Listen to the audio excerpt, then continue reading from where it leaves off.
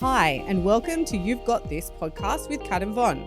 We're two qualified mental health professionals passionate about supporting expats in Dubai. No matter if you've just arrived or you've been here for years, whether you're single, married, or a parent, we understand the unique challenges of expat life. Our podcast will help you navigate these challenges by offering real, relatable conversations about mental health and well-being. Sometimes funny, but always real. We'll share tips, expert insights, and personal stories to remind you what you're experiencing isn't a sign of weakness. It's a part of being human, and you've got this. Let's dive into today's topic. Hi, Von. Hi, Kat. How are you doing? I'm good. I'm good. Okay. This is a pivotal, foundational, fundamental topic today.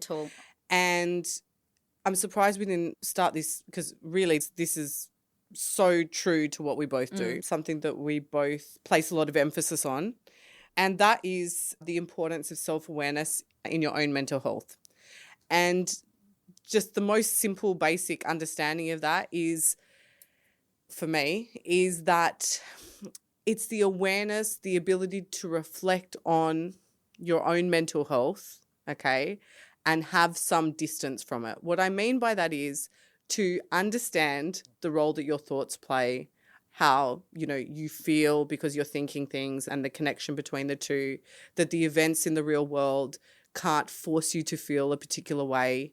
The way you view it and the lens in which you experience it is filtered through your thinking. And so when we create this self-awareness of our experiences, we realize that nothing in the outside world can hurt us, okay, unless we let it. Yeah. Unless we think it into a problem.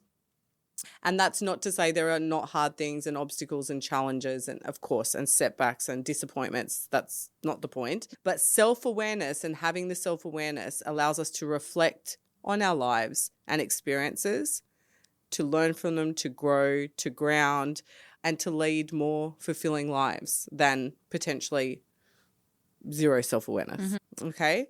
So what does it mean to you? You might describe it differently. When I think about self-awareness, it's very much about being self-orientated versus others-orientated. And I think that if you are a person that is more self-orientated, you make decisions about your actions and your thoughts and your behaviors. But when you're more others-orientated, you don't. You think about their actions and their behavior. Unaware. Yes. And you focus more on, but you also focus more on their behavior and self-referencing. Or what are they thinking? Or what I'm thinking, they must be thinking. Yeah. That's interesting. Yeah. So when you become more of a self-orientated person, you can have more of a sort of internal frame of reference and understand a little bit more about also your triggers, the triggers of sometimes what other people might say and how you react to that as well. I think that's... And I think it's a type of concept, it's a type of concept that you can notice it in its absence. Like you notice a person that is unaware of themselves. Yes. You know what I mean? Yes. So you notice it when it's not there. When someone has self-awareness, they can see how they played into a situation versus someone that's unself-aware. It's almost as if they feel like the world is happening to them at all times. They can't see how they've contributed to X, Y, Z. Yeah, I think that word there, that how they contributed to that is quite key. When you have a problem or a problem space, I'm a strong believer in that happened the way that it did because of the decisions that you made. Unaware, aware kind of pinpoints you to the right decisions or the wrong decisions. And I think I see this in a lot of people that I work with and whatnot, that some people just don't see that about themselves. That do you not see how that led you? The question, do you not see how that led you to that problem? I think part and parcel of this, and like you're touching on it now, is that point in your life, I think I was in my 20s, when you realize that if you take full responsibility for your life, it's like a game changer, meaning if I kept blaming, I don't know, my parents or the economy or my boss or my sister or my spouse, if you keep blaming the outside world for things that are happening in your world and you just reverse it and are like, no, I'm showing up, I'm taking 100% responsibility because I can control my reaction. I can control the choices that I make, the people I associate with, the jobs that I do, and so on. And when you become self-aware, you bring yourself into awareness in whatever dynamic that you are in. And I want to say to our listeners, there are ways that you can increase your own self-awareness. Some are less daunting than others. One of the most daunting ones, and I still cringe doing this, ask a trusted colleague. You can ask your spouse. You can ask a partner, a best friend, what are my blind spots? Yeah, this is very interesting, and it can also be very mind-blowing for you, especially if you are not very self-aware in this area. If you have a relationship, you have relationship problems. If you have a job, you have job problems. If you have friends, you have friend problems. If you have kids, you have kid problems. There's problems all over the place. And it's how we deal with those problems and the decisions that we make around those problems that show us how much mental health, fortitude, awareness that we have. Yeah. Exactly like you just said, if you want to see what your blind spots are, yes, you can ask your partner, but I'm sure your partner's already told you. Not unless they're scared of you. But if you want to delve deeper, and you cannot get offended with this. But I think I want to just give a caveat to them because you need to really be in a safe, secure, emotional space. Do not do this when you're feeling a bit wobbly and vulnerable, because obviously you're inviting constructive criticism into your life. You could confide in a close friend and just some of the statements you could say are, listen, I want to go on a bit of a journey, a bit of a mental health awareness journey. And I just wanted you just to tell me 3 things that you think that I might not know. Or 3 things that you think it would be helpful for me to know. Yes. Because I think this is, and really there's a really massive caveat to this. And that is, like, nothing is static. So whatever they're going to say to you, this is not a fixed thing that you can't change or that doesn't evolve on its own. Or I am not the same person as I was 10 years ago. My mental space, my attitude, it changes, it evolves because nothing doesn't evolve. Yeah, it's like a SWOT analysis. Give me my strengths. You could do it this way. Do a SWOT analysis, bestie. Give me a SWOT analysis of me. Give me my strengths, my weaknesses, where you think I am not taking opportunities where I should, and where you see threats for me where I don't. Interesting. I'm just like, what flashed into my mind is like when you do, like I did this course and it was like strengths-based coaching, and obviously working with young people, I care deeply that we are focusing on their strengths, particularly at that age, because there is a disproportionate amount of no's that they hear growing up, and we have to direct them to what they're good at. Focusing on deficits, I just think, is such an outdated idea. So I want to be careful here, because this is not an exercise in, if I just correct these 3 things then I'm going to be a perfect human. No, this is more about, where am I falling into thinking traps that I don't even know I'm falling into? Like for me, my best friend is on speed dial. Every time I have like a crisis, that was so dramatic. It's really low level. But every time I'm thrown by something my kids do and so on, I'm on speed dial to her. Versus every time she has a, in inverted commas, crisis to do with her boyfriend, she's on a speed dial to me, because we can see each other's vulnerabilities and triggers being played out. So the other person is not triggered by that, but they can help, buffer you. So I don't want our listeners to start compiling this list of all the areas that they're falling short in. This is definitely not what this exercise is about. It's not for them to compile. It's for them to have an open conversation with the people that know them best. If you've had a good friend that's been around with you for 5-10 years, I can assure you that she wouldn't be around. He or she wouldn't be around if you weren't a great person. that's the truth. We both have, everyone has qualities and traits that complement. Maybe they're a great listener, but I'm not, or they're a great at this, and that's why we partner up with people. Yeah. Balance it out. And I think if you are open to hearing from a close, good friend, not someone that you just met last weekend at a brunch. Please don't do that. In the bathroom. Or at brunch, please don't do that. Not the time. But you could say to the person where you're so confident that no matter what they say, you probably know that they've got your best interest. That's the truth. At heart, you would not take, not with kids. You don't do this with kids. But with adults, you can easily say to your friend, let's unpack this together. Yeah. These are your strengths. Yeah. These are your weaknesses. Yeah. And it could be, I don't feel that. And you could say, you are a great, kind person. Sometimes I think you lack boundaries because you're just too kind. Oh, no, this is not directed at you. I'm just like. Oh, no, but that's have been I opened said to me before. That was you were just. How did you know? Did you read my diary?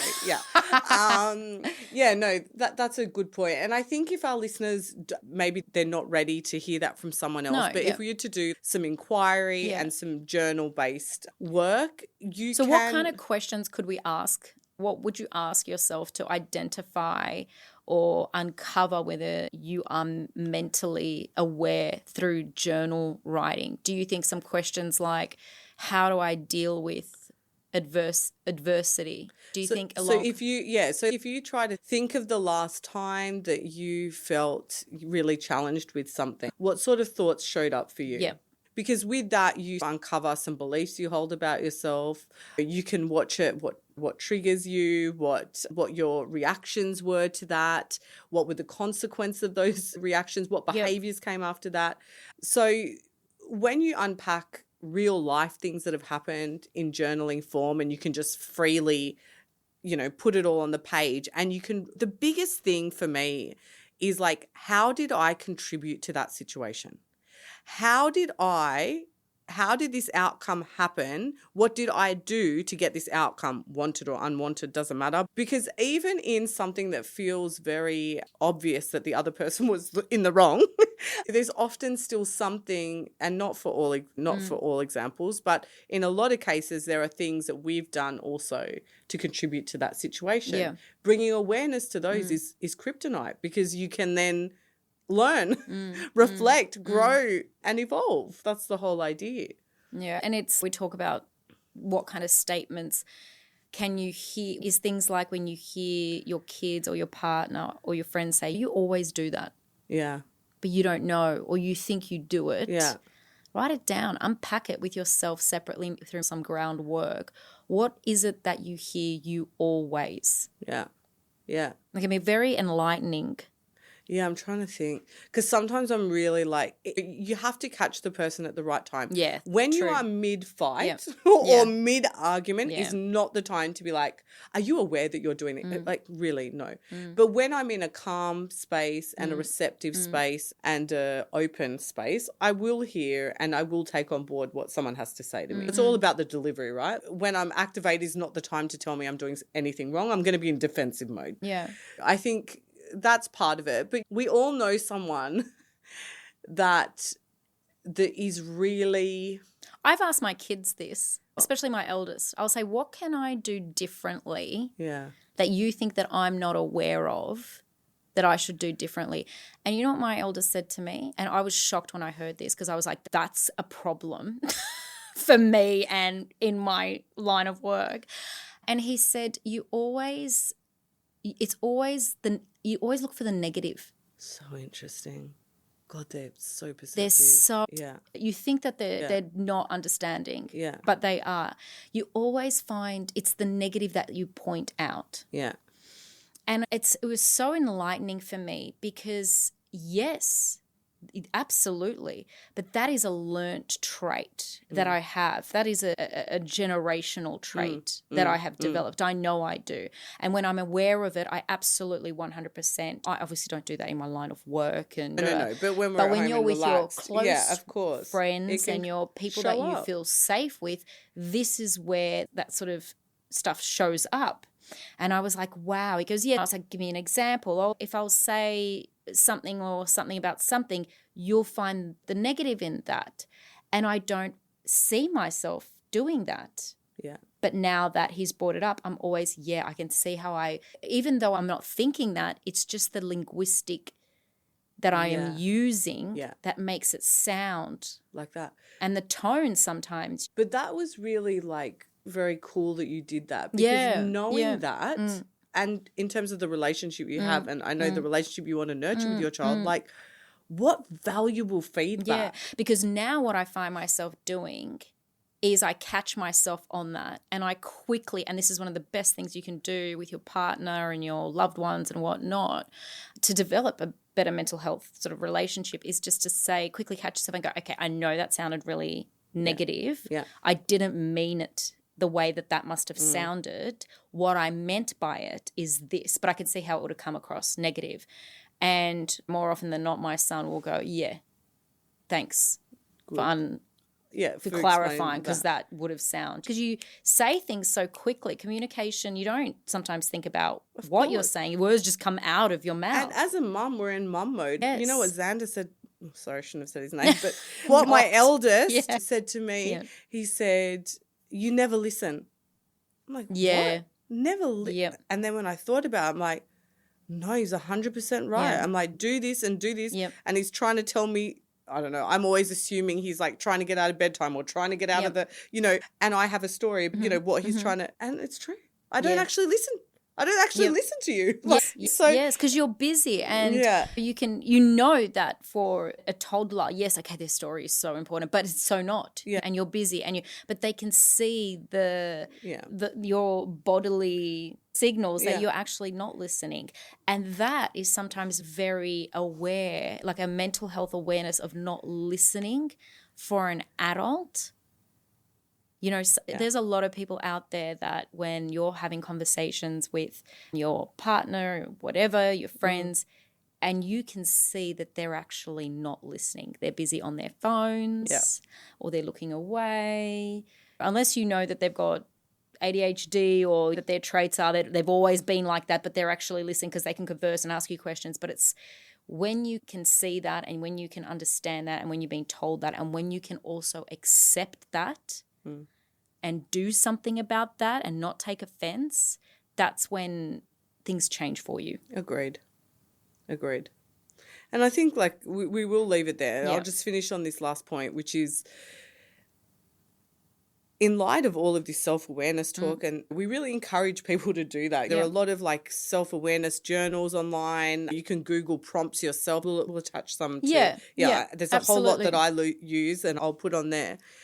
But the whole idea is not to be perfect people. No. This is not. And really more important than this is the fact that we are malleable, we are changeable. We can grow. The idea is to bring awareness and to allow our connections with our children, with our partners, with colleagues, with our friends to be allowed to be vulnerable and to connect more. My eldest and your eldest pointing these things out allows us to lean into those relationships even more deeply. Feel the discomfort. Yeah. And move forward. Yeah. And just going back to the start of the podcast where we're talking about taking responsibility, this is not to take on your fair share of overtake your fair share of responsibility. This is to put the power and control back in your hands on how you want to handle it, how you want to show up for something. Exactly. Okay? And if we can't see how we contribute to a situation, okay, this is problematic, because really no one can have a fight with themselves. No one can have an argument with themselves. Any type of conflict takes two people in some level. So being able to be willing to be vulnerable and to examine self and to reflect on how we are can help us enormously in all of the relationships that we have in our life in various forms. Said. Thank you. Thank you. This has been another episode of the You've Got This with Kat and Von podcast. For more information, visit our website at you'vegotthis.ae, where you can find the show notes and many resources to help support you in your well-being. Or follow us at you'vegotthis.ae. We welcome your comments and questions, so please reach out and be part of the conversation. If you want to support our podcast, please share it with people who might benefit from it. We hoped you enjoyed this episode, and we invite you to join us again. And remember, you've got this.